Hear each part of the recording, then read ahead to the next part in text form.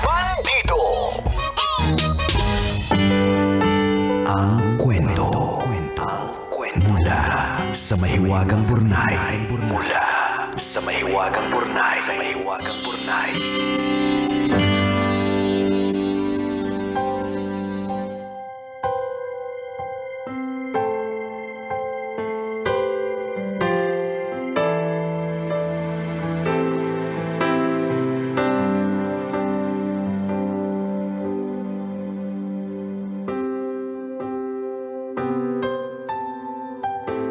Dear kumikinang na tambalang Nicole Yala at Diego Bandido. Ako po si Jules, OFW dito sa Dubai. Matagal na akong nakikinig sa inyo pero ngayon lang ako nagkalakas ng loob para sumulat. May mga tanong po kasi ako na hindi ko masagot. So paano ka naman nakasure na masasagot namin mga Correct. tanong na yan? I-chat GPT mo na lang Oo kaya. nga. Baka may masagot si ChatGPT. Anyway, baka naman po kung ibabahagi ko sa inyo ang buong pangyayari, mabigyan niyo po ng kasagutan ang mga tanong ng puso. Depende sa bayad. Depende if the price is right. Taga saan to? Dubai. Dubai, Ay, ayan. nako. Mataas ang gasolina dito sa Pilipinas. Pagas ka naman, di ba? Anyway, ganito po kasi. Nakilala ko si AJ, hindi niya tunay na pangalan, sa isang out-of-town trip na inorganisa ng kaibigan ko. Isa siyang refugee dito sa Dubai pero maayos niyang binubuhay ang sarili niya bilang isang dentista. Sa katunayan, may sarili siyang sasakyan. Mabait at maalaga si AJ. Masarap din siyang kausap. Ang di ko lang gusto, masyado siyang agresibo, lalo na pagdating sa pisikal na aspeto ng relasyon. Siguro dala na rin ng kultura niya. Paano? Splok mo naman! Parang, halika nga dito. Paano? Ano? Binabalibagan yan? Splok mo, girl! Ayoko naman Tinutulak ng ka sa info. kanto. Ay, ganun pala katindi. Sugatan ka pagkatapos. Kino-corner ka. Anyway, naging kami pero pinili kong wag agad ibigay ang sarili ko. Makalipas ang 4 na buwang pagtitiis ng walang ganap, hindi niya nakinaya at tuluyang nakipaghiwalay. Akala ko ikaw na hindi nakakaya at nag-give in na. Okay. Very good naman kasi wala naman pala nangyari. Oo. Gusto niyang ibalik ang pagiging magkaibigan namin pero hindi ako pumayag. Hindi ko kayang maging kaibigan ng isang taong minsan ay minahal ko. Lumipas ang mga buwan at muli siyang nagparamdam. Pareho kaming walang karelasyon kaya nagkita kami ulit. Pumunta siya sa bahay at nagkulong kami sa kwarto pero walang nangyari. Okay. Mwe! Ikaw, Hindi Nicole. naniniwala. Hindi naniniwala si Nicole. naniniwala. Kasi nung nagkulong ka sa kwarto. Nung nagkulong siya sa kwarto. Ash! Anyways, natakot na ako. Ay, ito na. Ay, grabe. Ay, ikaw lang nakakaintindi. Ako lang yung nagbasa, hindi ko shinare. Share mo Hoy, naman. Grabe. Ay, ang lupet. Anyways, so pumunta siya sa bahay, nagkulong kami sa kwarto, pero walang nangyari. Natakot ako na baka iwanan niya lang ako kapag nakuha na niya ang gusto niya. Yun. Habang magkasama kami, hindi ko sinasadyang natawag ko siya sa pangalan nung nanliligaw sa akin. Ala. Tinanong niya kung may nangyari na sa amin ng manliligaw ko. Kahit meron, sinagot ko siya ng wala. Ay. Okay. Nakatulog kaming magkatabi sa kama. Maya-maya ginising niya ako para sabihing uuwi na siya. Simula noon nagbago na. Ramdam ko na ang panlalamig niya.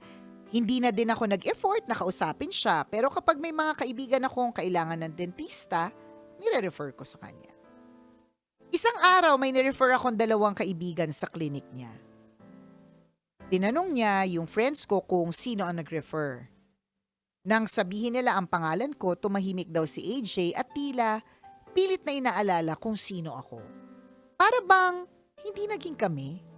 Para bang wala kaming pinagsamahan ng 4 na buwan? Tambalang kumikinang bakit parang dinedenay niya ako? Ako lang naman ang kilala niyang Jules. Ano yun? Nakalimutan na niya ako? O nasasaktan ba din siya kapag naalala niya ang pangalan ko? Wow, Jules, feel na feel mo, girl.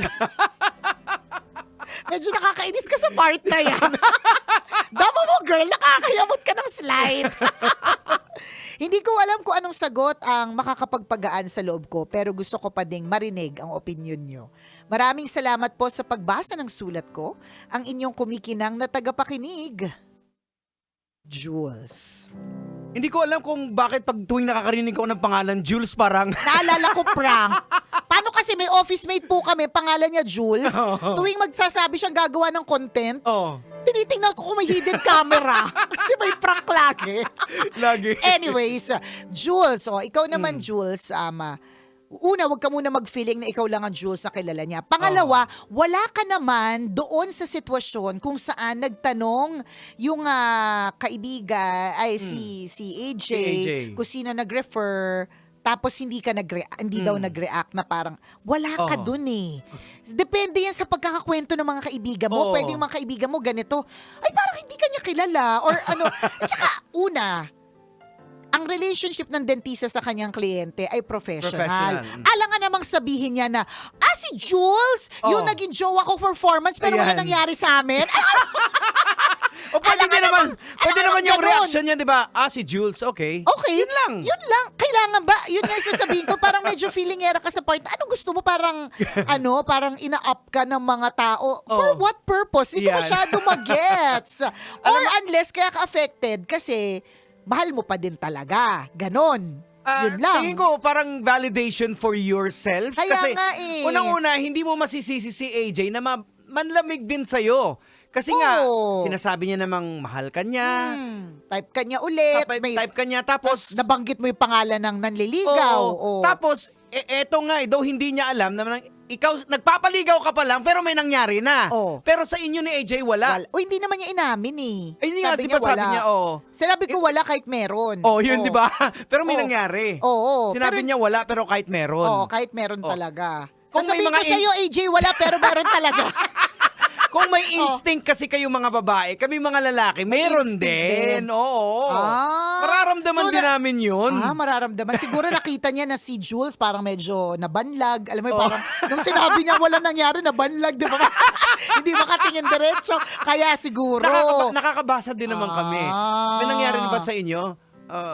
Wala, 'di ba? Pero Ayan. ramdam mo naman na parang maluwag na Yeah, ang nakita niyo yung thought bubbles mo. Oo, correct. Nakakaloka.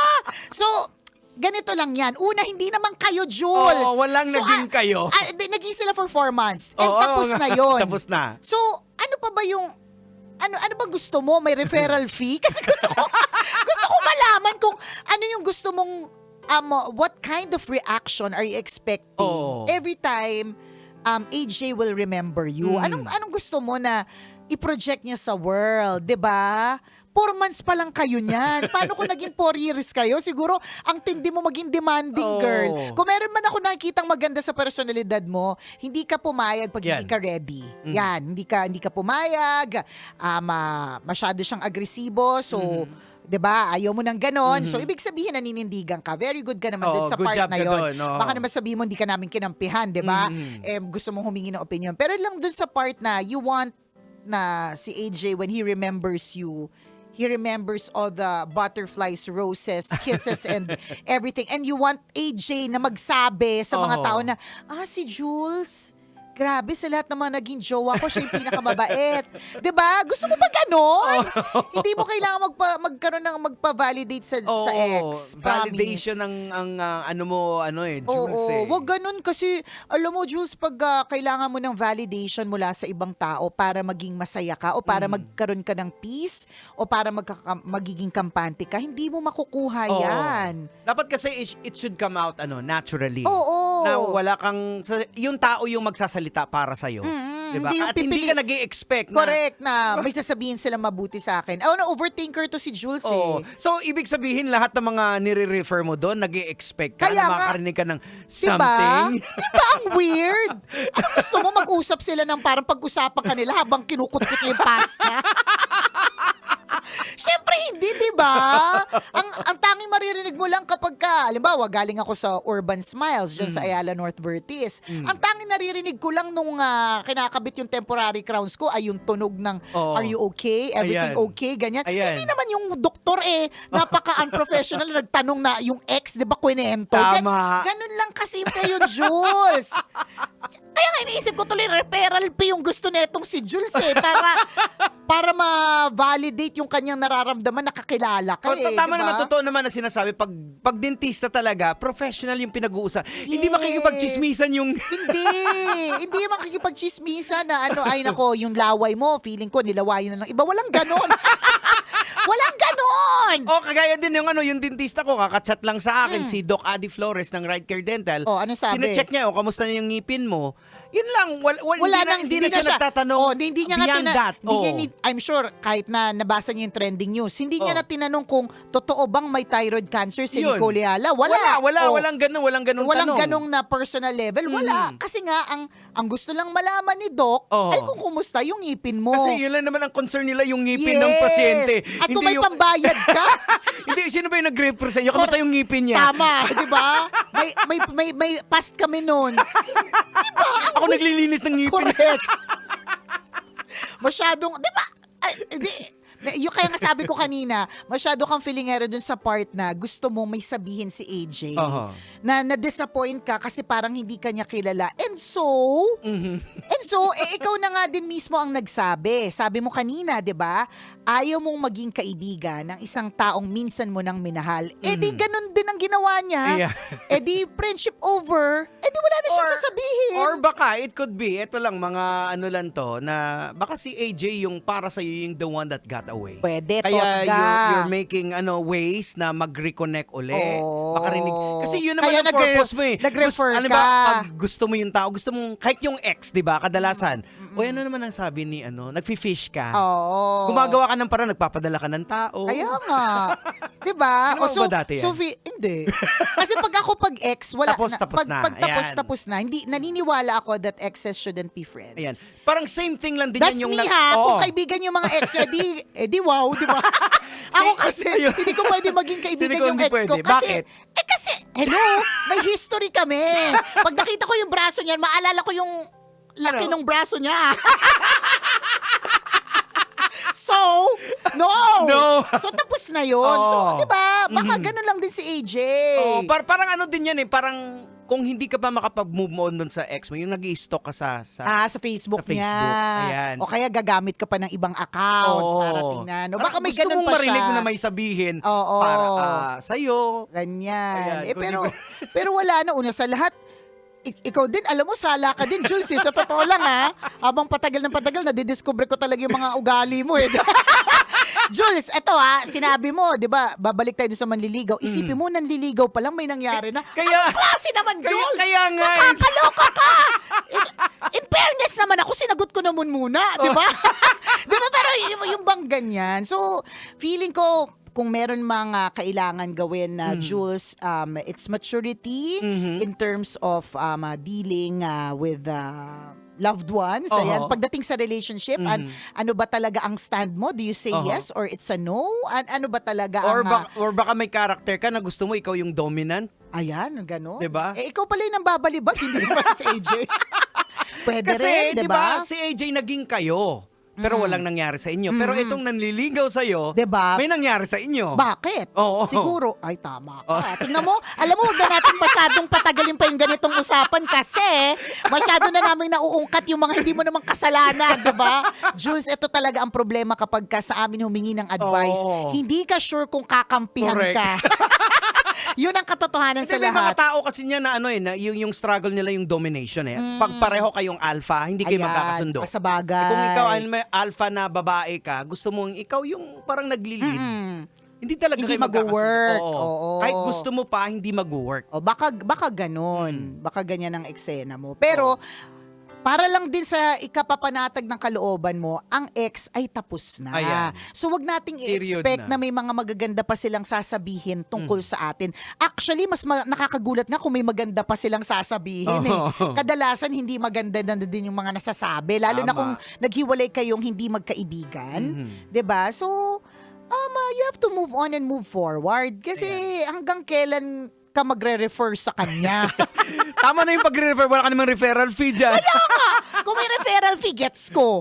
'Di ba? Pero kung wala namang referral fee, edi wag na. Oo. Ano? Bakit ka pa magre-refer? 'Di ba? Ibig sabihin, nagko-connect ka pa Kaya rin eh. nga gusto mo eh. Di ba pag ex na talaga, ayaw mo nang pagkalay, kung ba ayaw mo nang may kahit anong klaseng, anong level ng connection? Tama. Ikaw, super refer. Ano, yan lang nag-iisang dentista sa Dubai? Napakahusay naman yan. Baka ibang dentista, di ba? Napakabibo mo naman. Ang bihira.